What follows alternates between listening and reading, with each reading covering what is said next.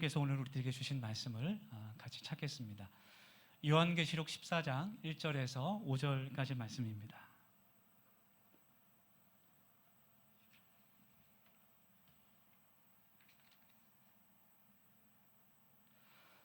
구약 성경 요한계시록 14장 1절에서 5절까지 말씀을 우리 함께 한 절씩 교독하고 마지막 절 같이 봉독하겠습니다. 제가 먼저 1절 말씀 봉독하겠습니다.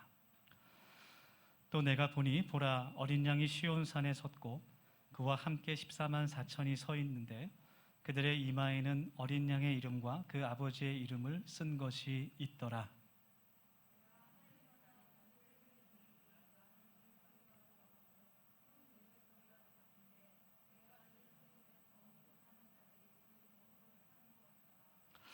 그들이 보좌 앞과 네 생물과 장로들 앞에서 새 노래를 부르니 땅에서 속량함을 받은 14만 4천 밖에는 능히 이 노래를 배울 자가 없더라.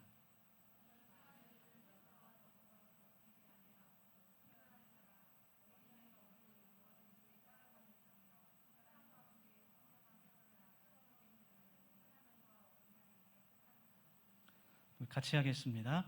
그 입에 거짓말이 없고 흠이 없는 자들이더라. 아멘.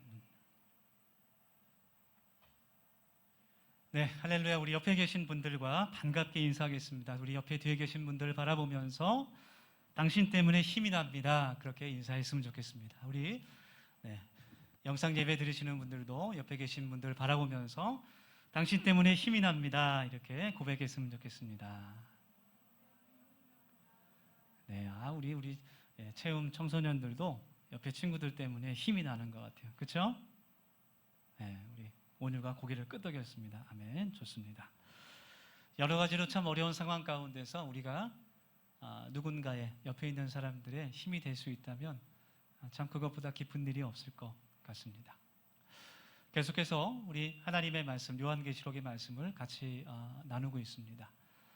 요한계시록의 말씀을 나누면서 하나님께서 이 말씀을 통하여서 우리들에게 하나님의 그 마음을 깨닫게 하시고 또 하나님의 음성을 듣게 하셔서 우리가 이 말씀에 기록된 하나님의 뜻을 바로 깨달아 하나님의 뜻 가운데 살아갈 수 있는 주님의 제자들이 될 수 있기를 간절히 소망합니다. 오늘 우리가 함께 읽은 이 요한계시록 14장 1절부터 5절까지의 말씀은 하나님께서 그 이마에 인을 친 사람들의 이야기입니다. 우리 지난주 말씀에서 이마와 오른손에 그 666이라는 숫자를 새긴 사람들과 거기에 대한 말씀을 나눴는데요. 그 사람들과 대조되는 사람들입니다. 그 짐승의 수로 표현되는 상징되는 666이라는 숫자를 새긴 것이 아니고 하나님의 도장, 하나님께서 너는 내 아들이다, 내 딸이다 도장을 찍어주신 그 14만 4천 명에 관한 말씀입니다. 그런데 이 14만 4천 명이라는 이 숫자를 많은 이단들과 사이비들이 사용을 하고 있습니다. 하나님께서 이 숫자 그대로 14만 4천 명만을 구원하실 것이다. 그렇게 이야기를 하며 거짓 주장을 합니다. 성경을 우리가 이해할 때, 읽을 때 그 쓰여진 문자 그대로를 우리가 믿는 것을 신학에서는 문자주의라고 이야기합니다.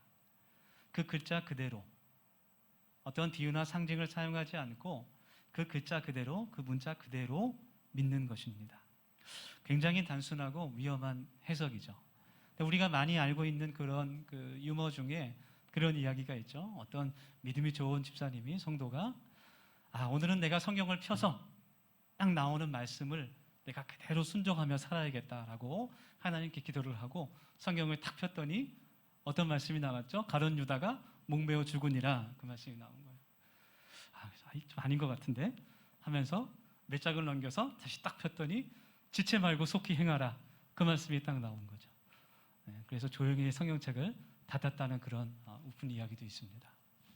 성경은 수많은 그런 비유와 또 상징이 들어있는 말씀입니다.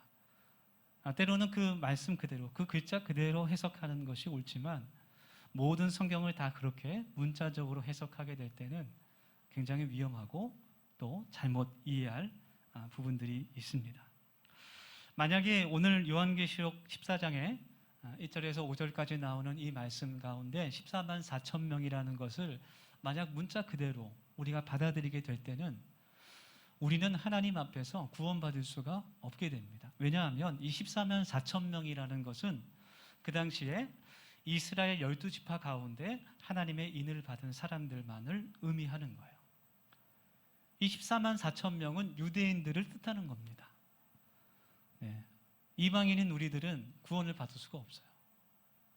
여러 이란들과 사이비들이 주장하듯이 이 14만 4천 명이 글자 그대로 정말 14만 4천 명이라면 우리는 하나님을 믿을 수 없게 되는 것입니다.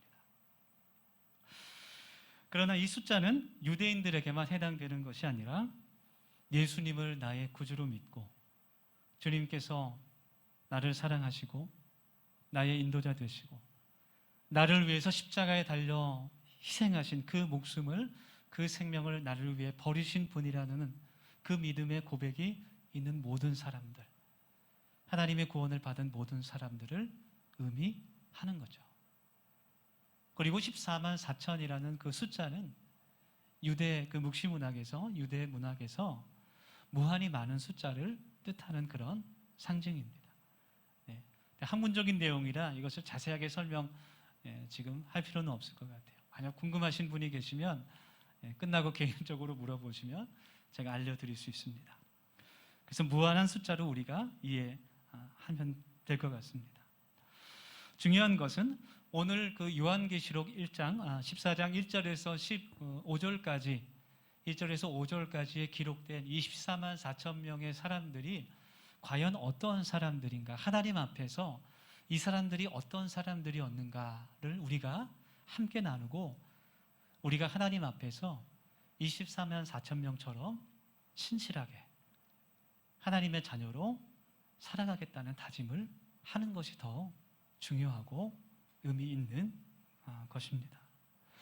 오늘 이 본문 말씀에 나오는 14만 4천 명 성경으로 풀어보면 첫 번째로 이 사람들은 여자와 더럽히지 아니하고 순결한 자다, 그렇게 이 말씀을 하고 있어요.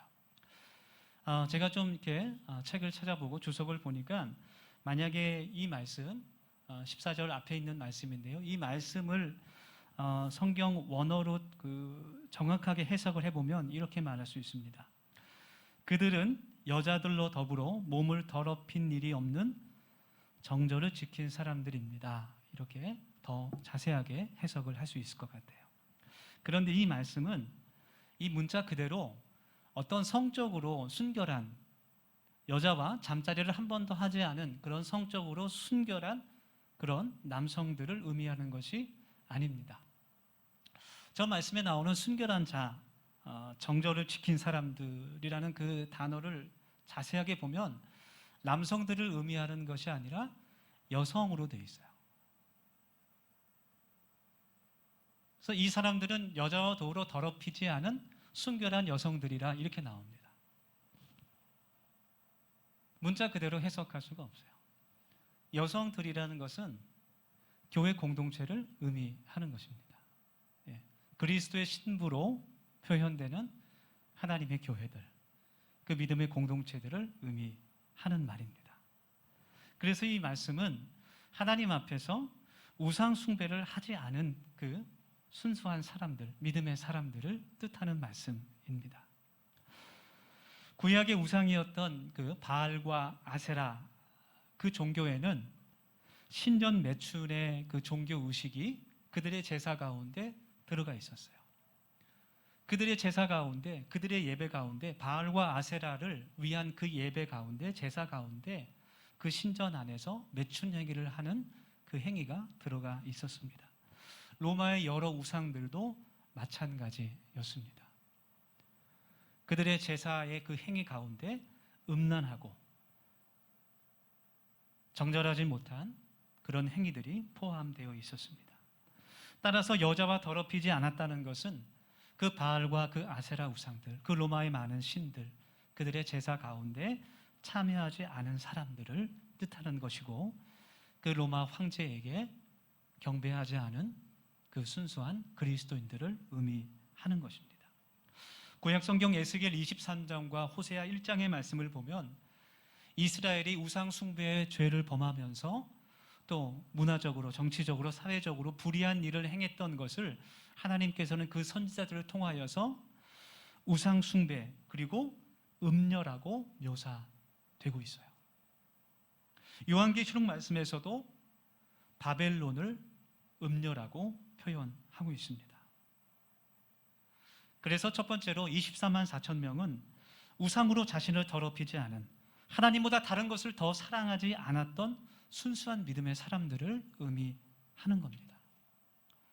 사도 요한이 이 편지를 기록할 때 소아시아 지역의 그 많은 교회들에게 많은 핍박과 박해가 있었어요. 그런데 그들 모두가 정말 하나님 앞에서 순결하게 그들의 믿음을 다 지킨 것은 아니었습니다. 로마의 그 절대적인 권력 앞에서, 힘 앞에서 사회적으로, 경제적으로 많은 고통을 받고 그것을 견딜 수 없어서 적지 않은 그리스도인들이 로마의 그 황제, 도미티안 황제의 그 상 앞에 가서 황제는 주님이시다, 그 고백을 하게 됩니다. 그 로마의 이데올로기에 타협하면서 그들의 경제적이고 사회 정치적인 그런 핍박을 벗어난 것이죠. 그리고 또 교회 안에 그 당시에 거짓 교사들이 많이 활동하고 있었어요. 그래서 지금 로마에게 무릎 꿇는 것은 하나님을 배반하는 것이 아니다라고 잘못 그들을 가르치면서 그들을 타락의 길로 인도했던 그러한 거짓 교사들이 그 교회에 있었습니다. 그래서 교회가 점점 순수함을 잃어버리고 있었습니다. 지난주에 TV의 한 프로그램에서 요즘 이제 스포츠 스타들이 많이 나오더라고요. 그 럭비 국가대표 선수가 나온 것을 보게 됐습니다.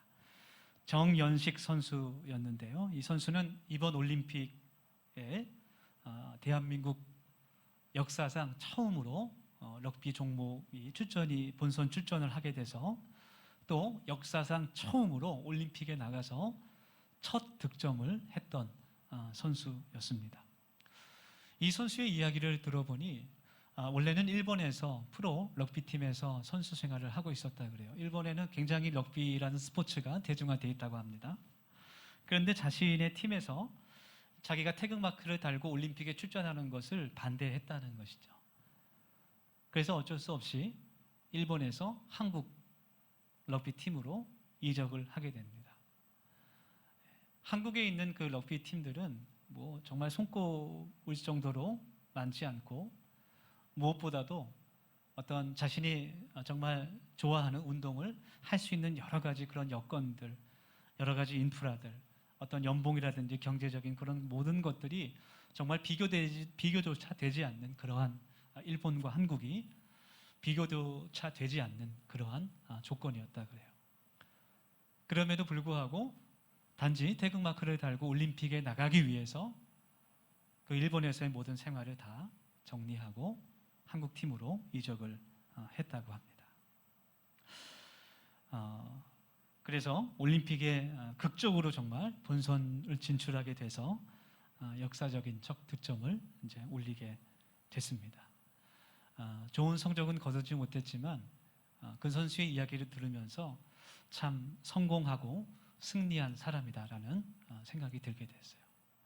여러분, 순수함이란 이런 것 같습니다. 내가 정말 추구하고 내가 좋아하는 그 가치를 위해서, 그 목적을 위해서 내가 어떠한 희생과 고난도 감수할 수 있는 것, 그것이 순수함이라고 말할 수 있을 것 같습니다. 우리는 지금 순수한 믿음을 가지기에 참 어려운 시간들을 지내고 있습니다. 세상과 타협하며 우리가 믿음을 잠시 내려놓을 수밖에 없는 수만 가지 이유가 있는 세상에서 우리들이 살고 있다라는 그런 생각이 들게 됩니다. 그러나 하나님께서는 오늘 이 말씀을 통해서 우리들에게 순수한 믿음을 가져야 한다라고 말씀해 주고 있는 거예요. 지난주에도 함께 나누었던 말씀 가운데 있는 내용이지만 하나님께서는 우리들의 믿음을 보시는 분입니다. 그 어떤 다른 것보다도 우리들의 믿음을 보시는 분이에요. 여러분, 믿음이 없다고 해도, 믿음은 눈에 보이지 않잖아요. 믿음이 없다고 해도 얼마든지 교회를 잘 다닐 수 있고, 믿음이 없는 사람도 얼마든지 교회에서 열심히 봉사할 수 있어요. 믿음이 없는 사람도 얼마든지 말씀을 잘 들을 수 있고 또 말할 수 있고 얼마든지 기도를 할 수 있습니다. 그러나 순수한 믿음이 없다면 그리스도 예수를 위해서 받는 어떠한 고난이나 희생도 달가워하지 않게 됩니다. 어쩌면 로마의 이 핍박은, 로마의 박해는 그 당시 소아시아 지역에 있는 그 많은 교회들의, 그 성도들의 믿음을 정말 테스트하는 그런 하나님의 도구였을지도 모르겠다라는 생각이 들게 됩니다. 우리 사랑하는 더세온교회 우리 청년들과 모든 성도 여러분, 정말 우리가 점점 믿음을 지키기가 어려워지는 이 시대에서 우리가 하나님 앞에 오히려 우리들의 믿음의 그 순수함을 더 보일 수 있는 그런 믿음의 사람들이 될 수 있기를 원합니다. 그래서 오늘 우리가 함께 말씀 후에 같이 결단의 기도를 할 텐데, 그 시간에 같이 기도하면서 정말 하나님 앞에, 하나님 나의 힘으로는 불가능하지만 하나님의 은혜로, 하나님의 은총으로 하나님께서 기뻐하시는, 성령님께서 기뻐하시는 믿음의 사람이 될 수 있도록 주님 도와주시옵소서. 그렇게 기도할 수 있기를 원합니다. 세상이 아무리 흔들어도 정말 그 자리에 서서 하나님을 예배할 수 있고 하나님을 전할 수 있는 그 믿음의 사람, 그 사람이 14만 4천 명이라고 할 수 있는 것이죠. 두 번째로 14만 4천 명은 어떤 사람이냐면 어린 양이 어디를 가든지 따라가는 사람이에요. 네, 우리 그 14절 그 중간에 있는 말씀인데요. 이 말씀에서 따라가는 자다라는 말씀이 원어로 마콜루테인이라는 단어인데요. 그 따라간다는 말이 단순히 길을 쫓아간다는 것이 아니라 제자가 된다, 닮아간다라는 것을 의미합니다. 즉 예수님의 뒤를 쫓아가며 예수님의 그 성품을 닮아가는 사람, 그 말씀을 따라가는 제자를 의미하는 겁니다. 특별히 이 말씀에서 어린 양이라는 그 말씀, 어린 양이라는 것은 재물을 뜻하는 겁니다. 어린 양이 가는 곳은 십자가입니다. 골고다의 길입니다. 죽으러 가는 것입니다. 14만 4천 명은 예수님께서 걸어가신 그 십자가의 길을 따라가는 사람들을 뜻하는 겁니다. 요한계시록의 말씀을 읽고 묵상하면서 그 당시에 점점 그 순수함을 잃어버리는 교회들의 모습이 바로 우리들의 모습이 아닌가, 그런 생각이 들게 됩니다. 여러분, 오늘 말씀을 통해서 정말 내가 주님의 뒤를 따라가고 있는지, 내가 정말 주님의 제자로서 살아가고 있는지 한번 뒤돌아볼 수 있는 시간이 되기를 원해요. 우리가 주님의 뒤를 따라갈 수 있는, 주님을 본받을 수 있는 이 믿음의 사람들이 될 수 있기를 소망합니다. 그렇다면 우리가 어떻게 해야, 구체적으로 정말 어떻게 살아야 예수님의 제자가 될 수 있을까? 어떻게 해야 예수님을 따라갈 수 있을까?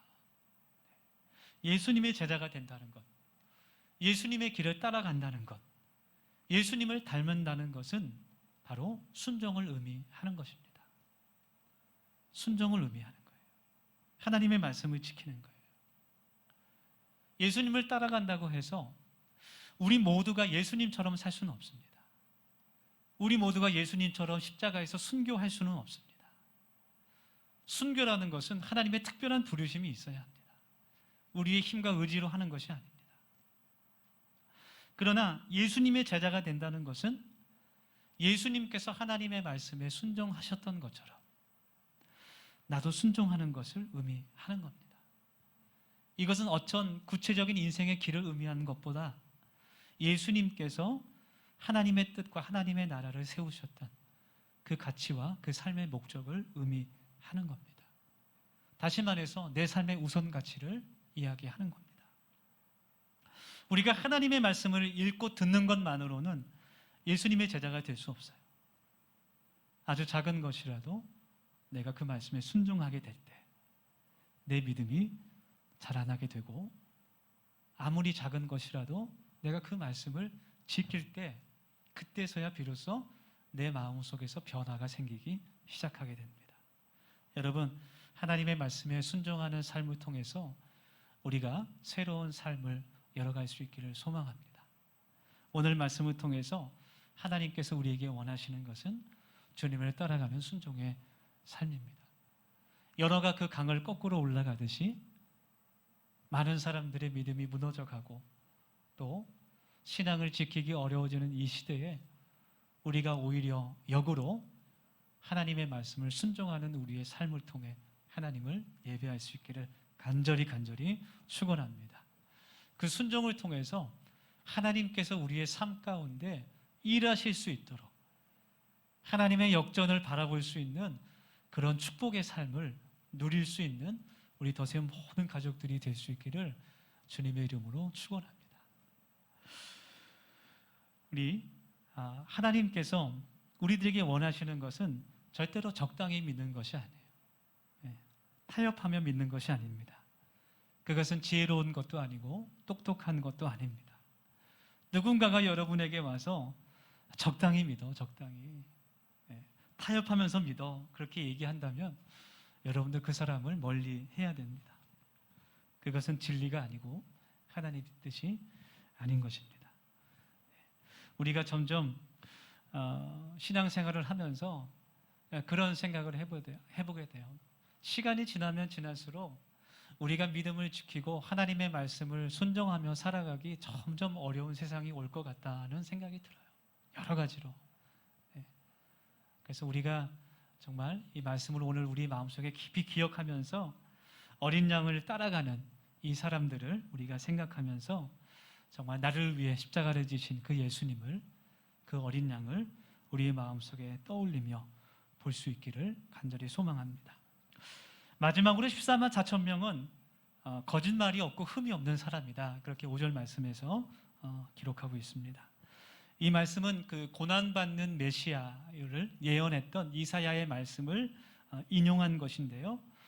요한계시록 13장에 나오는 그 두 번째 짐승, 666이라는 숫자로 상징되는 그 두 번째 짐승이 말한 거짓된 예언에 참여하지 않은 사람들을 의미하는 말씀입니다. 로마서 16장의 그 말씀을 보면 그 당시 교회 안에 있었던 그 거짓 교사들은 교회 안에서 여러 가지 분쟁을 일으켰고 예수 그리스도의 십자가의 복음을 훼손시켰으며 사람들을 여러 시험에 빠뜨려서 실족시키게 됩니다. 그리고 결국 예수님께 영광을 돌리는 것이 아니라 자신들의 배를 채우려고 했다라고 기록되어 있어요. 교활한 말과 아첨하는 말로 순진한 사람들의 마음을 미혹했습니다. 그리고 2000년이 지난 지금도 여전히 그러한 거짓 교사들이 사람들을, 성도들을 미혹하고 있습니다. 여러분, 이단과 사이비들의 가장 큰 특징이 무엇일까요? 지사님 맞춰보세요. 무엇일까요? 선물은 준비한 게 없지만 힌트는 5절 말씀에 있습니다. 거짓말. 우리 박수 한번 치겠습니다. 할렐루야. 네, 감사합니다. 항상 거짓말을 한다는 것이죠. 거짓말을 또 감추기 위해서 또 다른 거짓말을 계속해서 하게 됩니다. 최근에 그 계시록 자료를 제가 이제 좀 검색하다가 앤드류 강이라는 그 블로그를 또 사이트를 발견을 했어요. 저 사이트인데요.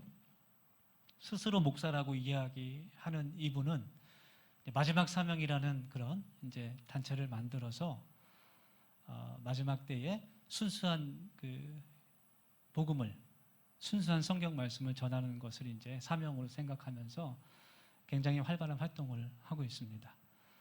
유튜브와 또 여러 가지 블로그 또 사이트를 통해서 계속해서 설교 말씀을 올리고 또 성경을 가르치고 있어요. 제가 한번 그 팩트 체크를 해보니까 제7일 안식교 이단입니다. 제7일 안식교는 시한부 종말론에서 출발했죠.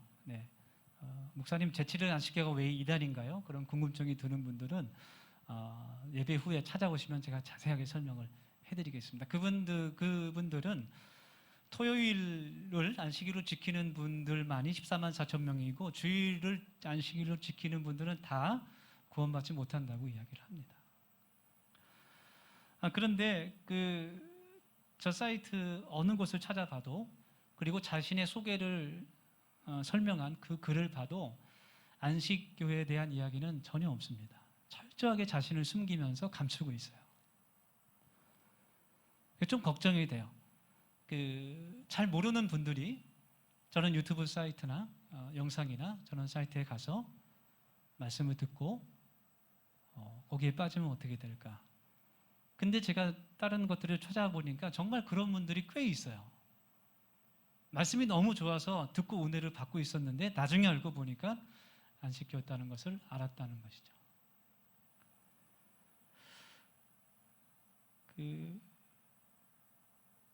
유튜브 구독자가 마지막 사명 유튜브 구독자가 지금 8만 명이 넘는데요. 대부분들은 이제 안식교 교인들 같아요. 댓글을 보니까. 근데 그렇지 않은 분들도 꽤 있는 것 같아서 좀 걱정이 됩니다. 코로나 시대를 코로나 신앙생활 시대를 맞이하면서 많은 분들이 이제 유튜브와 온라인을 통해서 신앙생활을 이제 하고 계시는 분들이 많은데 조심하셔야 되고, 또 비대면 신앙생활이 절대로 온전하지 않다는 것을 먼저 우리가 깨달을 수 있어야 됩니다. 네. 하나님께 드리는 예배와 신앙생활에는 반드시 성도의 교제와 또 그 공동체 안에서의 삶 가운데 말씀의 실천이 있어야 됩니다. 그래서 어떤 유튜브 영상이나 온라인을 통해서만 하나님을 예배하면서 자신의 만족감을 느끼는 분들이 꽤 있어요. 그것은 하나님께서 기뻐하시는 온전한 신앙생활이 아니라는 것을 분명히 아실 수 있기를 원합니다. 한 가지 더, 이것은 뭐냐면 구원파 이단에서 운영하는 여름 성경학교 온라인 캠프하고 마을 공동체 사업인데요. 기독교인들조차 저것이 구원파에서 진행하는 것인지 잘 모르게 되어 있습니다. 저도 한참 만에 찾았는데요. 제가 왜 저거를 찾게 됐냐면 계속해서 지역 SNS, 특히 맘카페에 광고가 계속 올라와요. 초등 캠프 이런 식으로, 마을 공동체 사업 이런 식으로 계속 올라와요. 그래서 제가 이제 카페 운영진하고 연락해서 글 싹 지워버렸어요. 시에도 민원 넣고 그렇게 했는데 잘 못 찾게 돼 있어요. 그리고 스스로 절대로 밝히지 않습니다. 그러면서 생각을 하게, 왜 이단과 사이비들은 스스로 자신들을 밝히지 않는 것일까? 교회들은 우리는 무슨 교회라고 얘기하잖아요. 우리는 이런 교단이고, 이런 교파고, 이런 더세움 교회인데 이번에 이런 행사를 합니다. 다 밝히잖아요. 근데 이단과 사이비들은 절대 밝히지 않아요. 떳떳하지 못하기 때문이 아닐까, 그런 생각이 듭니다. 왜 숨길까요? 자신들이 떳떳하다고 생각한다면, 정말 자신들이 진리라고 믿는다면 스스로 밝힐 수 있잖아요. 그렇게 하지 않습니다. 여러분, 거짓이라는 것은 아주 강력하고 효과적인 방법입니다. 정직한 방법보다, 진리보다 훨씬 더 강력하고 바로 즉각적으로 반응을 볼 수 있는, 결과를 볼 수 있는 그런 방법이 바로 거짓이라는 방법입니다. 예를 들어서 우리가 약을 파는 약장수를 생각하면 알 수 있죠. 네. 그러나 거짓과 사기는 반드시 다른 사람의 피를 흘리게 합니다. 그리고 반드시 하나님 앞에서 심판을 받게 됩니다. 여러분, 오늘 요한계시록의 말씀 속에서 14만 4천 명은 문자 그대로 그 숫자가 아니라 하나님 앞에서 정직한 사람들이었고, 또 하나님 앞에서 흠이 없는 그런 완벽한 사람이라는 것이 아니라 하나님 앞에서 예수 그리스도를 통하여서 의인으로 칭함받은 그런 사람이었다는 것, 그것을 우리가 알게 됩니다. 우리가 비록 연약하고 부족하지만 하나님 앞에서 정직한 사람이 될 수 있기를 소망하고, 또 오직 예수님의 그 십자가를 의지해서 우리가 하나님 앞에 의인 될 수 있는 믿음의 사람들이 될 수 있기를 간절히 원합니다.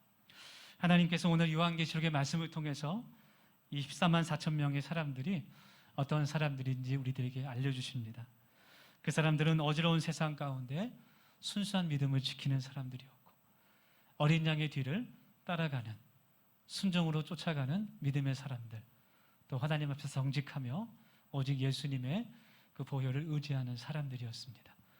우리가 이 시간에 함께 동성으로 기도하며 이 말씀을 마음속에 심고 하나님의 인을 받은 그 14만 4천 명과 같은 믿음의 사람들이 될 수 있기를 이 시간 기도합시다. 오늘 말씀을 우리 마음속에 붙잡으면서 깊이 새기면서 함께 기도하길 원합니다. 하나님 앞에서 순결한 믿음의 사람이 될 수 있도록 하여 주시고, 헛된 우상들을 멀리하게 하여 주시고, 오직 주님께서 나의 구원자 되심을 깨달으며 나의 모든 인생을 주님께 의지하는 사람 되게 하여 주시옵소서. 두 번째로 기도합시다. 예수님을 따라가는 순종의 사람이 되게 하소서. 주님의 십자가의 길을 따라가는 제자가 되게 하여 주시옵소서. 우리 마지막으로 기도합시다. 나를 사랑하시는 주님의 은혜 가운데 하나님 앞에 정직한 자가 되게 하시고 거짓의 그 유혹을 이길 수 있도록 하여 주시옵소서. 주님의 눈동자가 나를 지켜보심을 기억하는 사람 되게 하여 주시옵소서. 우리 또 다음 주에 있을 우리 선교사님의 그 말씀을 통해서 은혜 받는 그것을 위해서 같이 또 기도할 수 있기를 원합니다. 우리 함께 동성으로 기도하겠습니다. 주님, 이 계단의 시도를 기도하며 하나님 앞에 기도하며 나아갑니다. 아버지 하나님께서 저에게 믿음을 허락하여 주셔서 하나님 주님께서 원하시는 그 14만 4천 명과 같은 주님의 말씀을 의지하는 그 믿음으로 쫓아가는 사람들이 될 수 있도록 하나님 도와주시고, 아버지 어지럽고 혼탁한 세상 가운데 오직 어린 양의 그 십자가를 바라볼 수 있는 주님의 사람이 될 수 있도록 아버지 하나님 은혜를 베풀어 주시옵소서.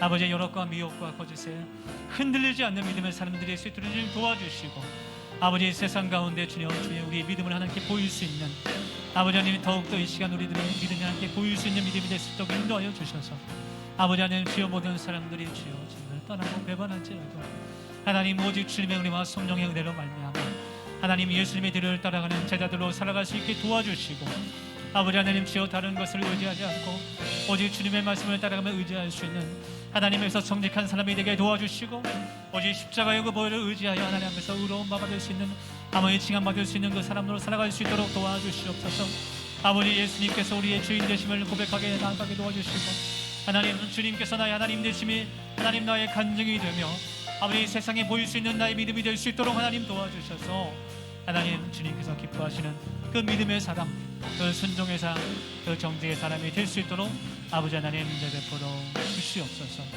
아버지 하나님 이 시간 중에서 함께 해주시기를 원합니다. 아버지 주님께서